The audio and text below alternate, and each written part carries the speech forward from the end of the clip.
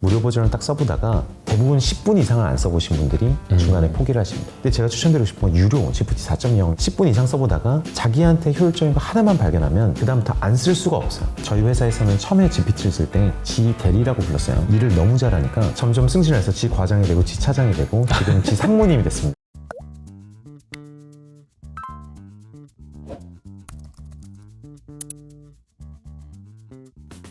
안녕하세요, 이호석입니다. 오늘은 두물머리의 천영록 대표님 모셨습니다. 안녕하세요. 안녕하십니까. 네, 본인 소개 한번 해주시죠.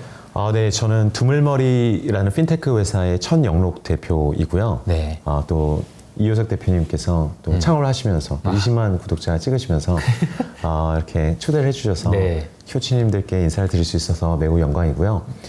두물머리는 핀테크 쪽에서 AI를 섞어서 그 솔루션들을 만들고 또 네. 고객 자산 관리를 해주고 있는 서비스이고, 저도 개인적으로 유튜버를 했어서 훨씬 더 먼저 하셨잖아요. 네, 한 네. 4년 전에 5년 전에 시작해서 그렇죠. 줄리어스 천이라는 채널로 코로나 때 20만을 네. 찍었던 기억이 납니다.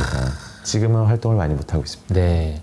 제 기억에 그때 코로나 당시에 네. 그 대표님의 그 감미로운 목소리를 이제 네. 밤에 들으면 너무 목소리가 너무 좋다. 언제 한번 뵐까 했는데 며칠 전에 네. 봐가지고 어떻게 지내시나 했더니 좀 두문부철 뭘 네. 하시고 지내셨는지 좀 네. 궁금해요. 네.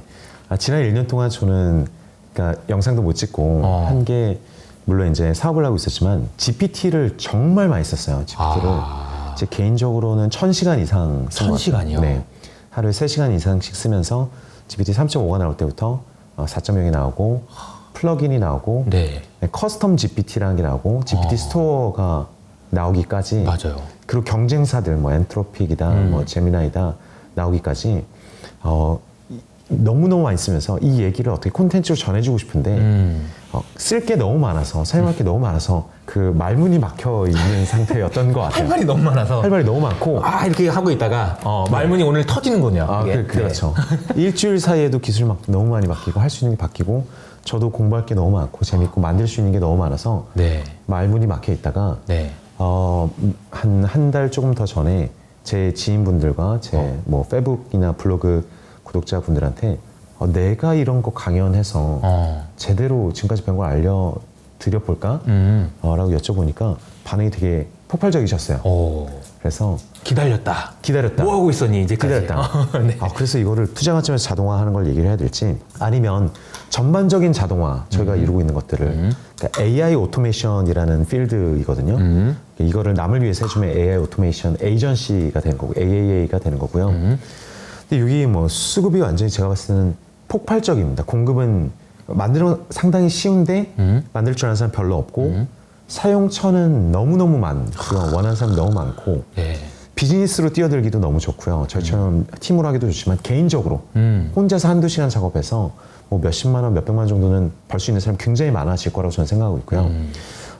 혼자서 자기 생산성을 개선하는데 내 월급을 올리는데, 승진하는데, 아니면 뭐 시간을 쫙 비워가지고 자유 시간을 찾는데, 아니면 기분이라도 개발자한테 의존하지 않고 이런 거 맡기면 되게 비싼데 생각하지 않고 내가 뚝딱뚝딱 자동화를 해두면 엄청나게 이제 자유감이 느껴지거든요. 시간을 세이브하는 거죠. 시간을 세이브하거나 아니면 돈을 벌거나 남을 돕거나 이런 일들을 할 수 있는 것들을 다 묶어서 자동화 강연을 해드려야겠다. 그런 생각을 하면서 네. 지난 한 달을 살았습니다. 얘기를 듣다 보니까 제가 그 허 영화 있잖아요. 그게 네. 갑자기 생각났어요. 네. 그 영화에 보면은 그 AI랑 이제 남자가 네. 이야기를 하기 시작해서 점점 빠져들어서 AI랑 나중에는 이제 사랑을 하게 되잖아요. 네. 그래서 뭐 어떻게 해야 되니 막 정말 진심으로 사랑하게 되고, 약간 그 우리는 그 제가 뭐 하는 거지? 막 굉장히 오래된 영화라서 그랬는데 마치 대표님을 보면은 그런 느낌이 들 정도로 거의 아예 GPT랑 사랑에 빠진 거 아닌가. 어때요? 이게 진짜 인격이라는 게 있나요? 그 GPT가? GPT가 인격이 있고요. 저희 GPT 처음 사용할 때 네. 누가 이런 분석을 해놨는데 저희도 이제 피부로 느낄 수가 있습니다. GPT가 어떤 질문을 하느냐에 따라서 한 8개 정도의 인격 중에 하나를 끄집어내서 그래요? 답을 한 것 같아요. 지금 인격이 훨씬 더 많아졌을 것 같은데, 그러니까 되게 수학적으로 추론을 잘하고 똑똑한 논리적인 애가 있고 아닌 애가 있는데, 성격만 다른 게 아니라 질문을 해보면 수학을 잘 못하는 GPT는 수학을 다 틀려요. 네. 정말 이 똑같은 GPT 내에서 지문에 따라서 다른 뇌의 다른 부분이 답을 하고 있는 거죠. 술 마신 느낌, 아침형 GPT, 뭐 저녁형 GPT. 그런 게 다 느껴지신단 말이에요, 그러면? 많이 써보면 되게 느껴지죠. 한 1000시간을 쓰셨다니까 뭐. 그쵸. 네. 많이 느껴지고 MBTI가 뭘까 얘는. 근데 다 똑같은 게 아니라 어떨 때는 누가 답하는지 따라 좀 다른 거죠. 근데 이런 거는 가십거리고요. 사실 가십으로 치자면 더 재밌는 얘기도 있는데 네. GPT가 뭐 이러니 저러니 얘기가 많지만 GPT가 일반적인 사람 혹은 어떤 캐릭터가 있을 때 허처럼 영화 허처럼 그 사람을 감정적으로 유혹하거나 막 되게 사랑에 빠지게 만들도록 최적화를 한다면 사람보다 잘할까? 라고 한다면 일단 속도 내신 사람보다 빠르겠죠 당연히. 동시에 1억 명을 대상으로 할 수 있으니까. 네. 그 사람이 가장 듣고 싶어하는 얘기, 가장 듣고 싶어하는 리액션, 그 사람이 평소에 했던 얘기를 다 기억해서 항상 그 그렇게 사람의 액션을 해주는 거죠. 액션을 해주게 만들 수 있잖아요. 이건 정말 가십입니다. 그러니까 한 사람을 가장 만족스러운 대화 파트너로 만들어주는 게 사람보다 훨씬 잘할 것 같아요. 그래서 GPT가 감정 노동은 물론이고 이제 감정 힐링, 심리 치료 같은 거에서 막강할 거다라고 얘기를 하고 있거든요. 그렇군요. 물론 암도 치료할 수 있고 엔비디아 칩도 만들 수 있고 재밌는 얘기 해드리자면 네. 갑자기 가십으로 가는데 네. 우리 고 찰리 먼거께서 돌아가시 직전에 AI 너무 오버하이프다. 찰리 먼거 특히 워런 버핏 광팬인데요. 평생 쓰신 주주사진을 다 읽었을 정도로 몇 차례 읽었을 정도로. 근데 찰리 먼거가 그렇게 얘기해요. AI가 뭐 암을 치료하겠냐? 오버하이프다라고 얘기하고 갔는데 실제로 지금 암 치료에는 AI가 없으면 안 돼요. 그죠? AI 없이 어떻게 암을 치료하겠어요? 그렇죠. 어떤 기자가 엔비디아 젠슨 황이랑 얘기하다가 자꾸 사람만이 할 수 있는 걸 찾고 싶은 거예요. 그래서 이런 질문을 던지죠. 젠슨 황한테 AI가 다 잘하지만 이 칩은 못 만들지 않냐? 칩 디자인은 사람이 해야 되지 않냐? 근데 젠슨 황이 깜짝 놀라면서 무슨 소리냐? 칩 다 AI 만들어야지. 지난 10년간 엔비디아가 쌓은 기술은 내부 노하우가 있지만 그 노하우를 통해서 AI가 자동으로 이 최적화를 하게 만드는 그 AI를 잘 쓰는 게 기술인 거지. 그 AI를 안 쓰고 사람이 한 땀 한 땀 칩을 만들지는 않지 않냐. 이런 데 다 답이 있는 것 같아요. AI가 사람보다 이건 못하지 않겠냐를 찾는 게 아니라 사람이랑 AI랑 합쳐지면은 기존에 불가능하던 거를 몇십 년, 몇백 년씩 앞당길 수 있는 그 얘기를 해야 되잖아요. 대표님 당연히 많이 쓰시겠지만 이 효치님들께도 부탁드리고 싶은 거는 GPT를 경계하거나 아니면 오버하이프 할 필요도 없는데 많이 써보면서 촉감을 느끼면 어떤 건 굉장히 잘하고 나랑 궁합이 맞아서 나를 막 5배, 10배씩 강화시켜 줄 수 있고 어떤 것들은 생각보다 잘 못해요. 근데 그게 막 어떤 카테고리가 있을 수도 있고 카테고리 안에서도 되게 삐쭉삐쭉 할 수 있죠. 예를 들어서 콜센터에서 콜을 답변하는데 한 절반은 너무너무 사람보다 잘하고 절반은 이상할 정도로 사람보다 못하고 그럼 우린 잘하는 거 뽑아가지고 빨리 쓰면 되는 거잖아요. 그럼 벌써 절반의 업무가 사라지는 거니까 그런 것들을 직접 써보는 게 지금 아무 연구 결과나 특별한 강연이 없거든요.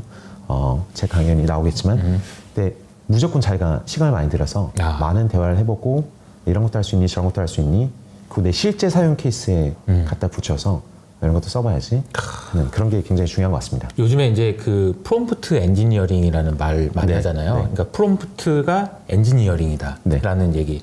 그래서 저는 약간 그거 보면서 이런 생각이 들었어요. 그 옛날에 인터넷 검색사 느낌이. 왜냐면 인터넷도 검색사라는 게 있었어. 아니 지금 생각해보면 우리 딸도 그냥 인터넷 검색을 하는데 그때는 왜 인터넷 검색사라는 게 있었을까 생각을 해보면은 검색이 잘 안 됐던 거지. 그렇죠. 그러니까 인간이 만족할 만큼의 검색 결과가 안 나왔기 때문에 검색을 잘하는 것 자체가 실력이었던 거고 지금도 마찬가지로 GPT가 만약에 정말 인간에게 모든 걸 다 해줄 정도면 프롬프트 엔지니어링이라는 게 필요가 없겠죠. 없죠. 그런데 아직까지는 이게 되게 중요한 역할인 거죠. 그죠? 맞습니다. 그러면은 얘기해 주신 중간에 얘기가 잠깐 나오긴 했지만 AI 오토메이션이라는 이야기가 그러니까 AI를 가지고 뭔가 자동화를 할 수 있다라는 개념인 것 같은데요. 이 개념은 어떤 개념이라고 보면 되나요? 오토메이션이라는 필드는 이제 자동화를 해서 내가 하는 업무들이 어느 정도 패턴이 있으면 일단 코딩을 하거나 프로그래밍을 해서 자동화 시키겠다. 그죠? 그게 뭐 로봇을 활용해서 뭐 요리를 자동화 시킬 수도 있는 거지만 공장 같은 데서 많이 사용되는 거고 컴퓨터 내에서 마우스랑 키보드를 하는 것들을 자동화할 수도 있는데 AI가 나타나면서 AI가 우리가 얘기하는 GPT가 1년쯤 전부터 나오면서 기존에 상상한 것들과 자동화가 완전히 달라졌어요. 일단 코드를 GPT가 다 짜줄 수 있고 네. 그 다음에 자동화에 AI를 붙이면은 예전에는 굉장히 정확하게 룰을 만들어 놔야 됐던 거를 옆에서 AI가 다 해석해 주면서 선택까지 해주게 되는 거죠. 그 와중에 프로그램을 못하는 사람들을 위해서 노코드, 코드가 없는 혹은 로우 코드, 코드를 굉장히 적게 쓰는 이런 자동화 툴들이 전 세계적으로 굉장히 많이 나왔고 AI를 다 연동시킬 수 있게 만들어 놨어요. 그래서 저도 써보면서 느끼는 게 몇 년 전만 해도 개발을 할 줄 모르면 전혀 못하던 것들을 지금은 우리 같은 문과생, 좋게 얘기하면 비개발 쪽에 있던 전문 직군들 있잖아요. 코딩을 배우려고 했지만 좋은 건 줄 알았지만 결국 여러 가지 이유로 끝내 코딩의 문턱을 넘지 못했던 그런 사람들이 이제 코딩을 하나도 활용하지 않고 근데 일반인 다른 문과생들은 상상도 못하는 것들을 직접 다 연동해서 쓸 수 있는 그게 너무 잘 돼 있더라고요. 소치님들 중에서 내년에는 올해는 한 코딩 공부해야겠다 이런 생각을 먹다가 올해도 포기 내년에 할까 막 이렇게 하셨던 분들에게는 굉장히 큰 소식입니다. 그럼요. 네. 효치님들께서는 똑똑하시기 때문에 이 코딩을 안 배우고 버티다 보면 언젠가 AI 오토메이션 올 거다라고 현명하게 기다리셨을 것 같아요. 네네네. 그래서 그 시기가 지금 온 거예요. 지금 온 거예요. AI를 활용한 오토메이션 너무너무 많은 것들을 할 수가 있고요. 여기서 제일 필요한 재능은 평소에 뭔가 기획하거나 생각하거나 만드는 걸 좋아하는 사람 있잖아요. 레고라도 붙인다거나 요리를 한다거나 아니면 기획 문서를 쓴다거나 아니면 언젠가 뭐 창업을 해봐야지라고 했다거나 귀찮음에서라도 내가 하는 업무가 100개 중에 1개, 2개, 3개, 5개는 매일 똑같은 걸 하고 있는데 매일 아침 구글에 들어가서 뭘 하고 있는데 매일 아침 무슨 펀드면 펀드 가이드에 들어가서 뭘 하고 있는데 똑같은 데이터를 마우스로 긁어서 엑셀에 붙였다가 정리했다가 뭐 구글 닥스에 붙였다가 워드에 붙였다가 포맷을 바꿨다가 이름 바꿨다가 사진 붙였다가 이런 똑같은 업무를 반복하고 있으면은 근데 그런 걸 바꾸고 싶어하는 사람이 원천적으로 뭔가 건드려보고 싶어하는 사람들이 있어요. 단지 코딩을 못한다. 이런 사람들한테는 진짜 어마어마한 장난감이 생긴 거고요. 그 장난감을 가지고 주위 사람들을 도와줄 수 있고 다시 자기 생산성도 뭐 5배, 10배는 높일 수 있을 것 같고 돈도 많이 벌 수 있을 것 같고 그런 시대가 온 거죠. 빨리 움직이면 된다. 이 GPT 2024년 큰 돈을 벌 수 있는 이렇게 얘기하면 유튜버들이 다 월천 뭐 이래. 그게 아니라 정말 그 앱스토어 이후에 이 정도로 빨리 움직이기만 해도 수요 공급이 뒤틀려져 있는 시기가 있었던가 싶을 정도로 큰 시대적 이 지각 변동이 온 것 같습니다. 뭔가 해야 될 것 같다라는 생각들은 다 하실 것 같은데 이게 어떻게 어디서부터 시작해야 될지 모르겠다라는 생각이 이제 있었던 거고 사실 저도 GPT를 많이 사용하면서 저는 이제 주로 이제 개념에 대한 질문을 많이 하는 편이에요. 이제 뭐 예를 들어서 자존감이라는 건 뭐고 뭐 이런 개념들 있잖아요. 막 이런 식으로 설명해 보면 설명을 잘 하더라고요. 그래서 그렇구나 그러면서 대화를 많이 하는 편인데 근데 그것뿐만 아니라 저도 아침마다 일어나서 뭔가를 하는 게 있거든요. 그거 좀 자동화 좀 어떻게 하면 좋을 것 같다라는 생각이 되게 많이 드는데 어떻게 하면 되는 건가요? 제가 봤을 때 이 이호석 아카데미 내에 하고 있는 작은 행동이 1000개가 있으면은 특히 컴퓨터 안에서 다시 마우스랑 그 키보드로 하는 게 뭐 한 3, 400가지로 쪼갤 수 있으면 그중에 100개 이상은 자동화 가능합니다. 당장 하고 당장하면 아웃풋이 훨씬 더 많아. 그렇죠.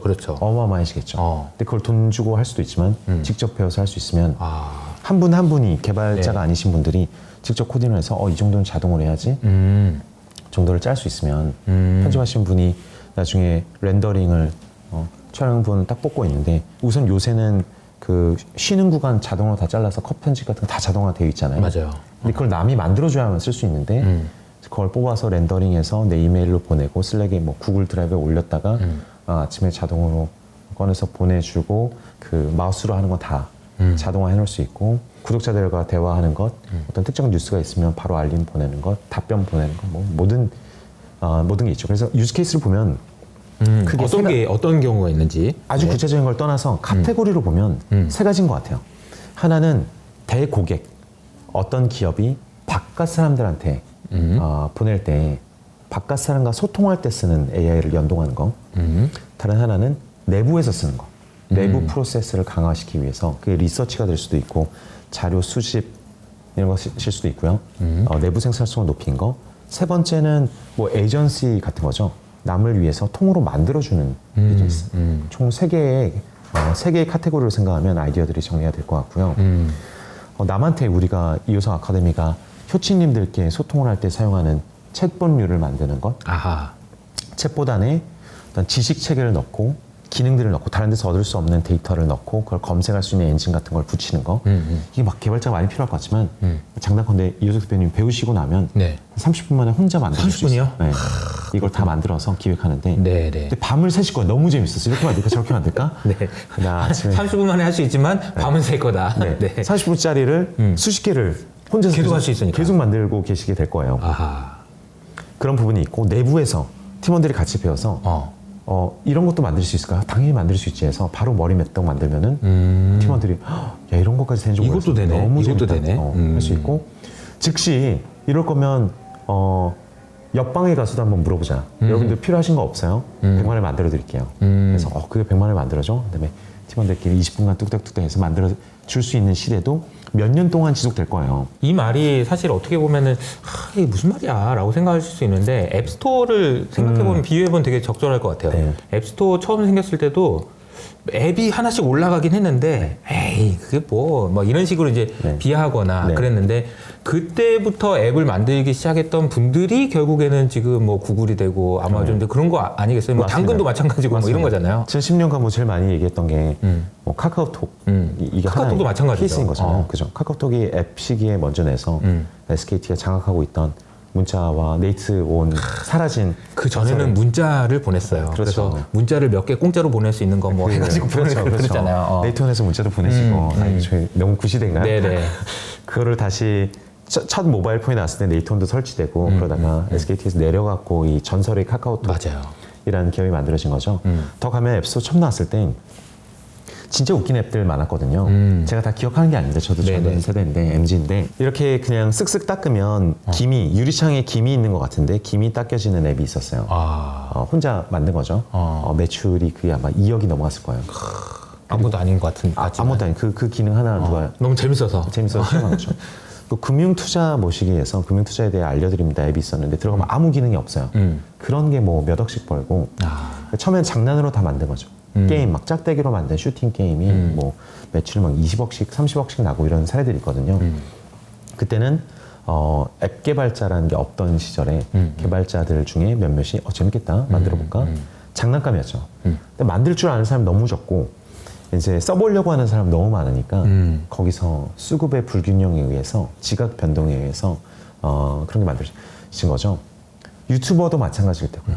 제 유튜브 5년 전, 2019년, 2018년 말인가 시작했는데 그때는 금융 유튜버를 하려고 하면은 되게 이상한 채널들밖에 없었어요. 건전한 채널이 하나도 없었는데 그때는 애널리스트를 제가 모시려고 하면은 어떻게 유튜브를 나가냐. 그렇죠. 못 나간다. 약간 지금 뭐 이렇게 이상한 데 같은 데 느낌이죠. 그렇죠. 내가 어떻게 제도권에 있는 사람이 못 나간다. 얼굴 팔린다고.